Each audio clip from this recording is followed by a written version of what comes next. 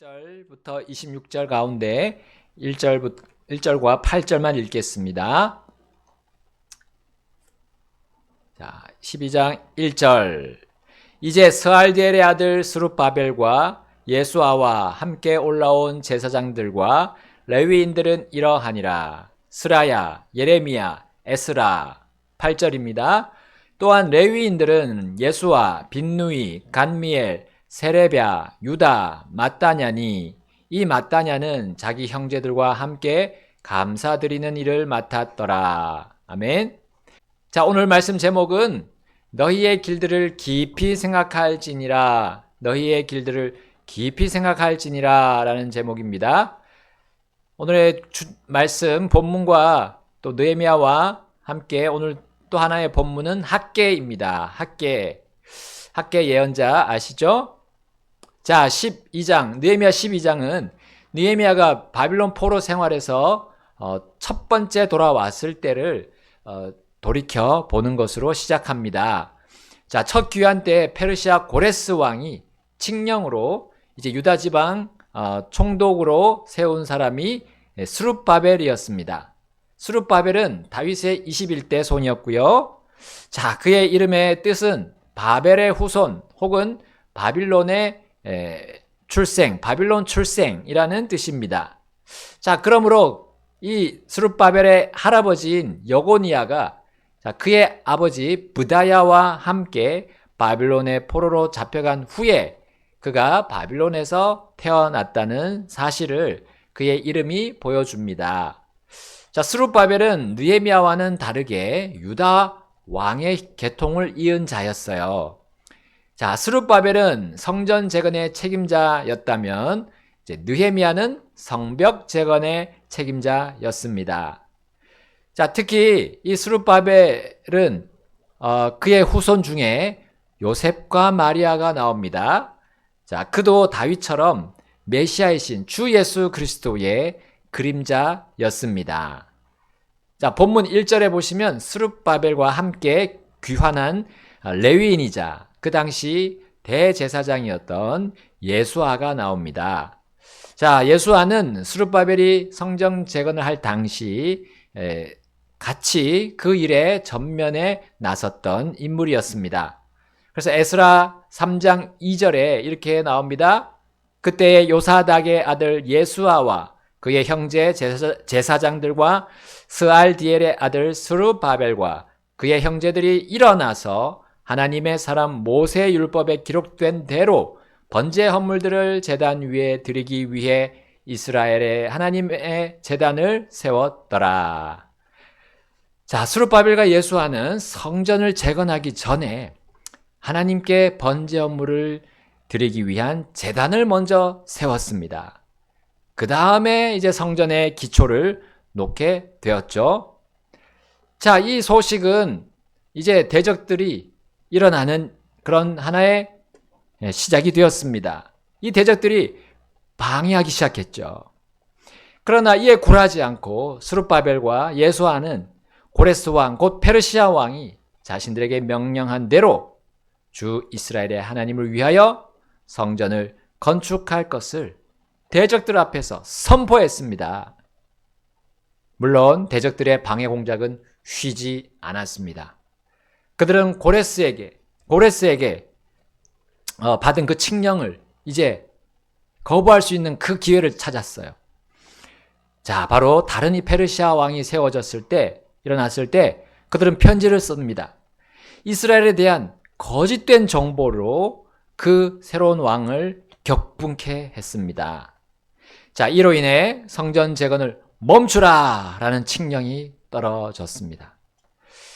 자, 그러나 다리오 왕의 통치 제2년 그때 하나님의 예언자들인 학개와 스가랴가 유대인들을 하나님의 경고로 강하게 도전했습니다.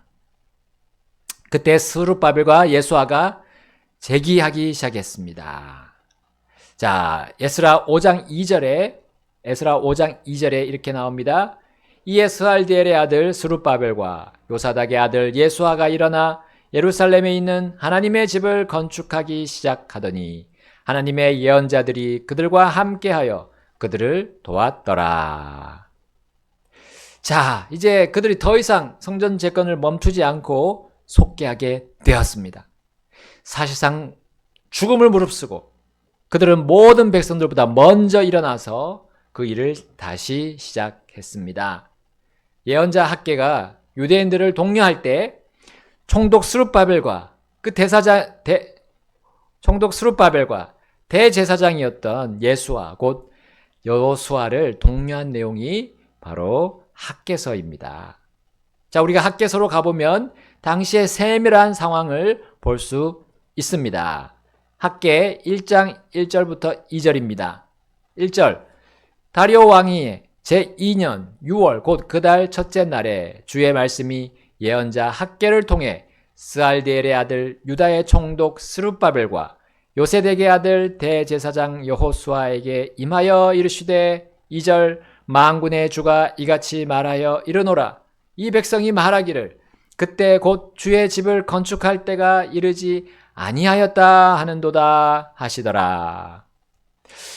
여러분, 백성들은 주의 집을 건축할 때가 이르지 않았다고 생각했다는 사실이에요. 왜냐하면 대적들이 페르시아 왕에게 거짓 정보로 고소했고, 그리고 페르시아 왕이 칙령을 내려서 그들의 성전 재건을 멈추게 했기 때문입니다. 자, 그렇기 때문에 유대인들은 페르시아 왕이 우리를 막는데 우리가 불복종하겠느냐 라는 생각으로 이렇게 자신들이 변명을 하고 핑계를 대고 있습니다. 지금은 주의 집을 건축할 때가 아니다. 왕이 명령했지 않냐. 그러나 하나님께서 가장 높은 권위이심을 그들이 몰랐을까요? 그들은 왕들의 왕, 주들의 주께서 이 일을 계획하시고 실행하도록 그들을 자기 고국 땅으로 귀환하게 하셨음을 그들이 잘 알고 있었습니다. 특히 하나님께서 고레스 왕을 일으키실 것을 이미 이사야를 통해 예언하셨고 그들은 그것에 대해 알고 있었어요. 이사야서 44장 28절에 그리고 45장 1절에 이렇게 나와 있습니다. 고레스에 대하여는 이르기를 그는 내 목자라 그가 내 기뻐하는 것을 모두 행하리라 하고 예루살렘에게는 이르기를 너는 세워지리라 하며 성전에게는 내 기초가 다시 놓이리라 하는 자니라. 45장 1절입니다. 주가 자신의 기름 부음 받은 자 곧 고레스에게 이같이 말하노라.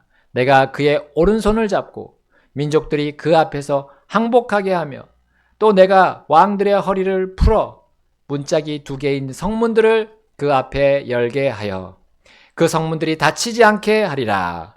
이스라엘 민족은 하나님의 예언대로 따랐다면 성전 재건의 일이 전혀 문제가 되지 않았을 것입니다.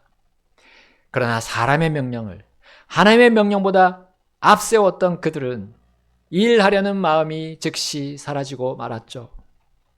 일하려는 마음보다 일하지 않으려는 마음이 모든 핑계와 변명의 동기가 되었습니다. 그러나 주 하나님은, 그들의 하나님은 온 세상을 비롯해서 사람들 안에서 계속 일하고 계셨습니다. 그래서 하나님은 자신의 예언자들을 급파하십니다. 특히 학개에게 이렇게 경고하게 하셨어요. 학개서로 가보겠습니다. 학개 1장 3절부터 6절입니다. 1장 3절입니다.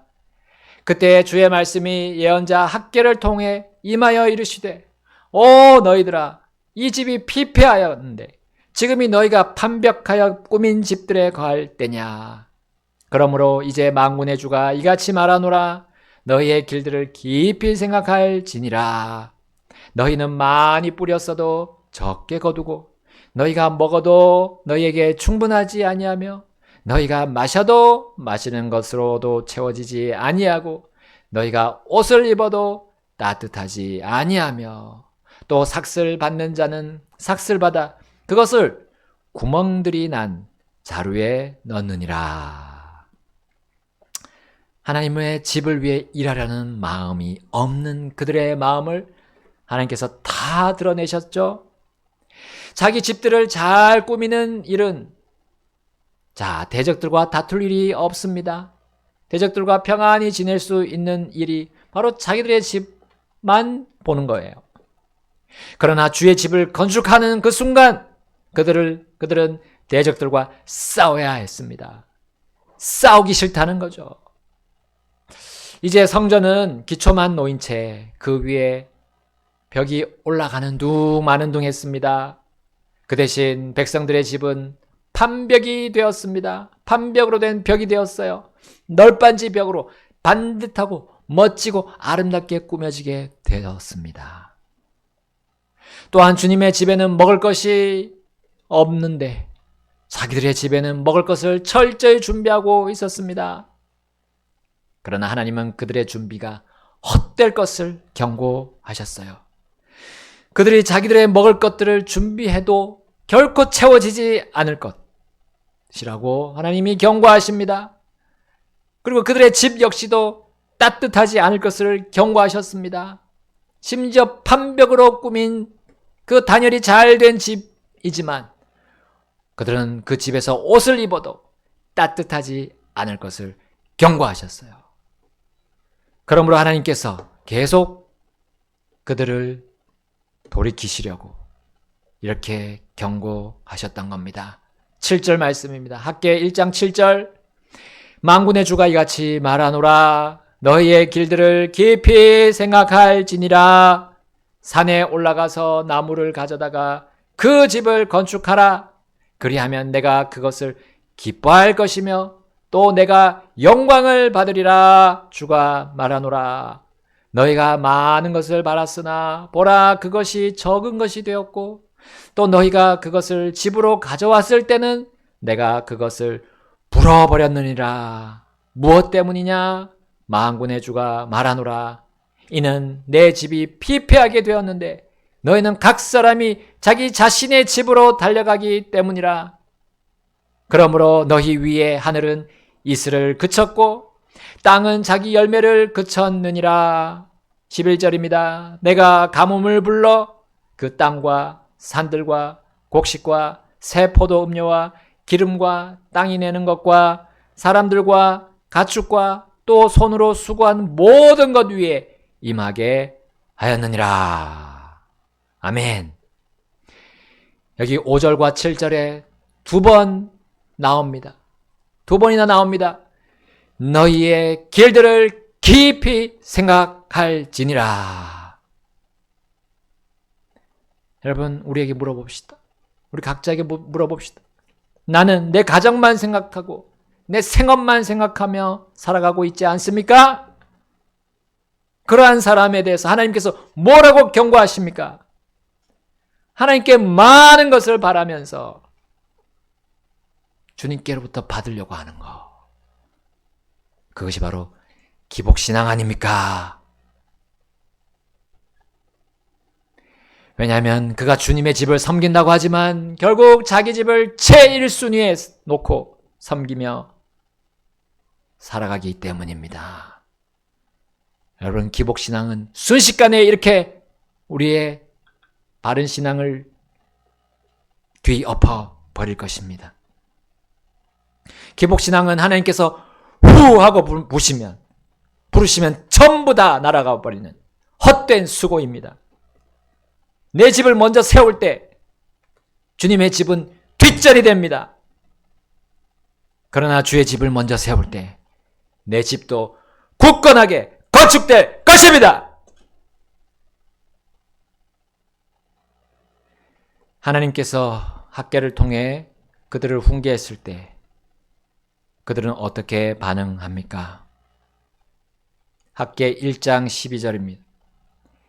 그때 스알디엘의 아들 스룹바벨과 요세덱의 아들 대제사장 여호수아가 백성의 모든 남은 자와 함께 주 자기들의 하나님의 음성과 예언자 학개의 말들에 순종하였으니 곧 주 자기들의 하나님께서 그를 보내신 대로 하였으며 백성이 주 앞에서 경외하였더라. 13절 이에 주의 전령 학개가 주께서 전하시는 말씀을 백성에게 말하여 이르기를 내가 너희와 함께 하노라 주가 말하노라 하니라.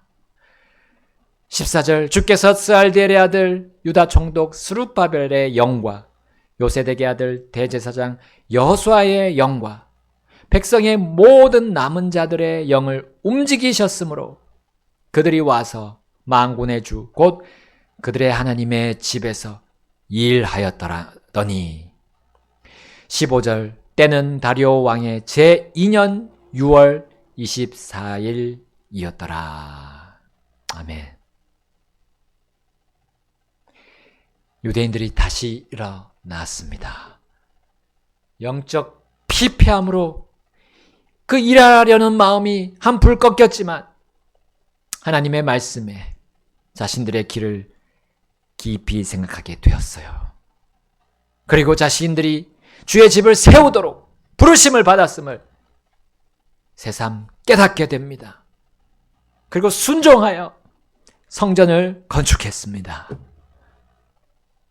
또한 다리오 왕에게 주의 집을 건축하는 일이 왜 합당한 일인지를 편지를 써서 보냈고 드디어 다리오 왕을 설득시켰습니다. 그리고 대적들이 더 이상 방해하지 못하도록 다리오 왕이 칙령을 다시 내리게 했어요.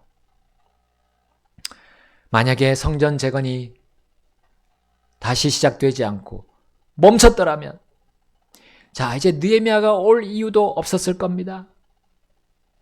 혹은 느헤미야가 이 에스라가 기록한 첫 번째 그 귀환한 사람들에 대해서 다시 느헤미야가 다시 기록할 필요가 없었을 겁니다.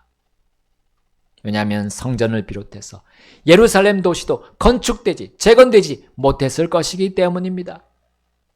건축되지 않았으니까 다시 피폐하게 되지도 않았을 겁니다. 포로로 사로잡혀 갈 때와 똑같은 모습이거나 아니면 이방인들이 들어와서 우상들을 많이 세우고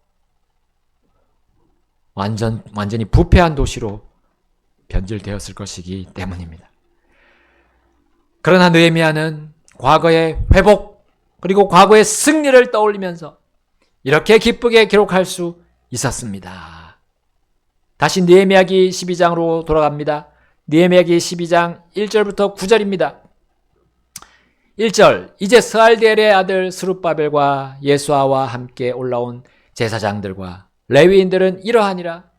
스라야, 예레미야, 에스라, 아마랴, 말룩, 하투스, 스가냐, 르훔, 무레못, 이또, 긴느도, 아비야, 미야민, 마야다, 빌가, 스마야, 그리고 요야립, 여다야, 살루, 아목, 힐기야, 여다야더라. 이들은 예수와 시대의 제사장들과 그들의 형제들의 우두머리였느니라. 또한 레위인들은 예수와 빈누이, 간미엘, 세레랴, 유다, 마따냐니 이 마따냐는 자기 형제들과 함께 감사드리는 일을 맡았더라. 또한 그들의 형제 박부기야와 운니는 파수 보는 중에 그들의 맞은편에 있었더라. 아멘. 첫 귀환 시에 주의 집에 일을 맡았던 자들의 이름을 느헤미야가 이렇게 다시 언급했어요. 이것이 그에게 얼마나 큰 복이었을까요? 그동안 그들의 후손들도 일하려는 마음으로 주의 집을 짓기로, 주의 집을 섬기기로 했기 때문입니다. 그것이 10절에서 21절까지의 내용입니다. 특히 대제사장 예수아의 후손들의 이름이 기록되어 있습니다. 또한 22절부터 26절까지는 레위인들의 이름이 기록되어 있습니다. 성전 재건에 참여한 제사장들과 그 레위인들이 여전히 100년이 지난 후에도 그들의 후손들을 통해서 성벽 재건에 같이 힘을 합치는 그런 일들이 벌어진 거예요. 여러분, 성전 안의 일에 그들이 또한 참여했고 성전 밖의 일들에 참여했습니다. 일하려는 마음이 전수가 되었어요. 믿음이 전수되었습니다. 그리고 믿음에 따라오는 복도 그들에게 전수되었습니다. 되었습니다. 여러분, 우리는 자녀들에게 무엇을 물려주실 겁니까? 돈입니까? 은입니까? 금입니까? 땅입니까? 집입니까?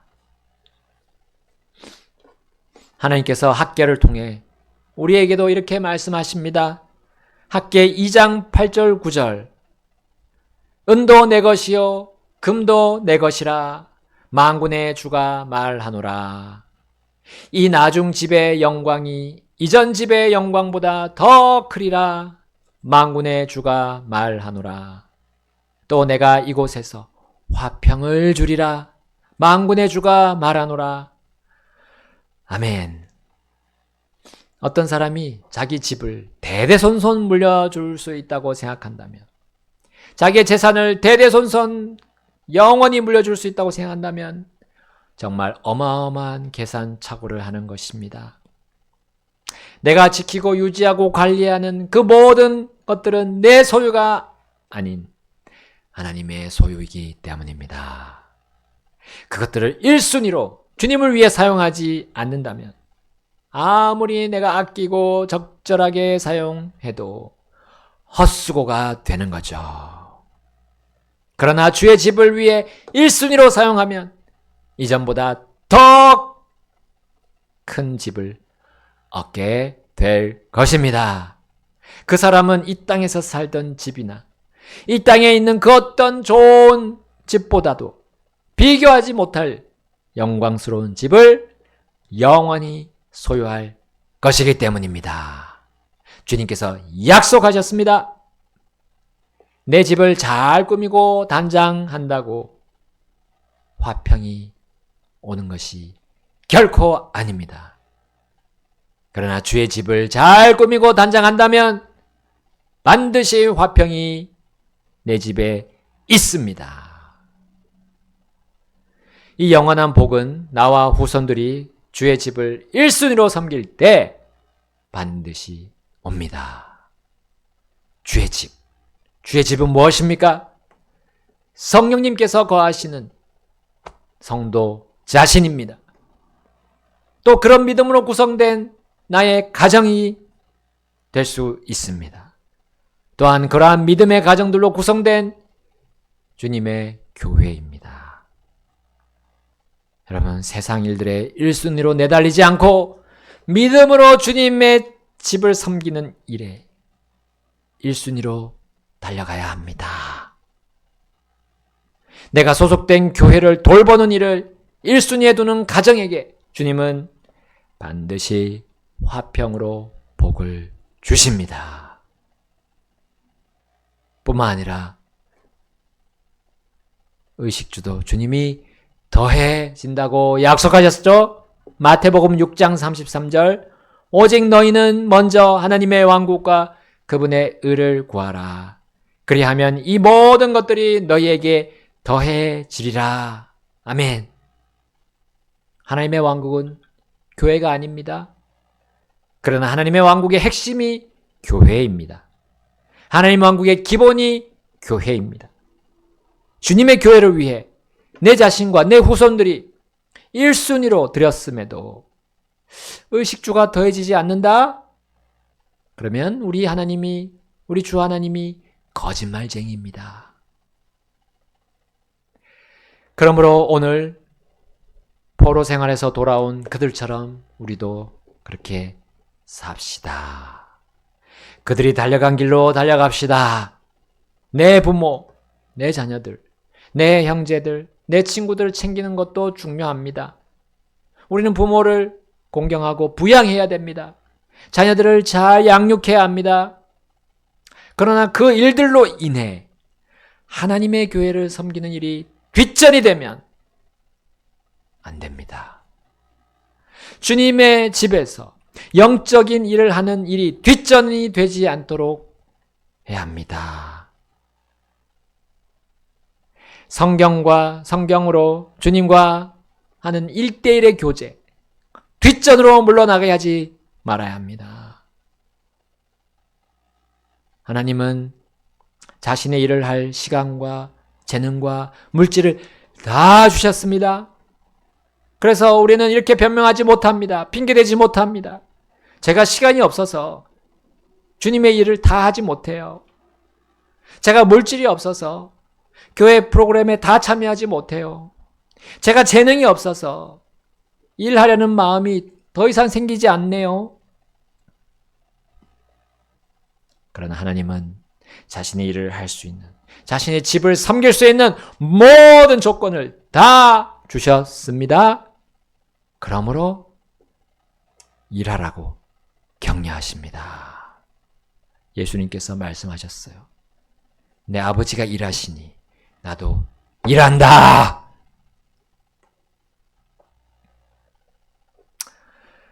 만약에 육적인 일이 우리의 삶의 1순위가 되는 순간 우리는 영적으로 나락으로 떨어집니다.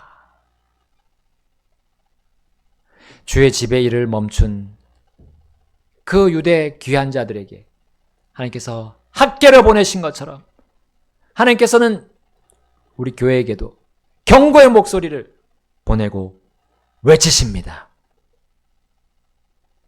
우리 강릉 믿음 침례 교회로 주님이 학계와 같은 사람을 보내셨나요?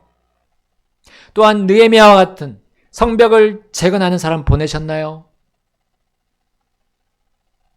또 스룹바벨과 같이 주의 집을 재건할 사람, 예수아와 같은 대제사장 예수아와 같은 그런 사람, 레위인들 보내셨나요? 예, 저와 여러분들입니다. 저와 성도 여러분들이에요. 그 일을 아무에게 맡기시지 않습니다. 여러분들 이 교회에 왜 왔습니까? 왜 오셨습니까? 어떻게 오셨습니까?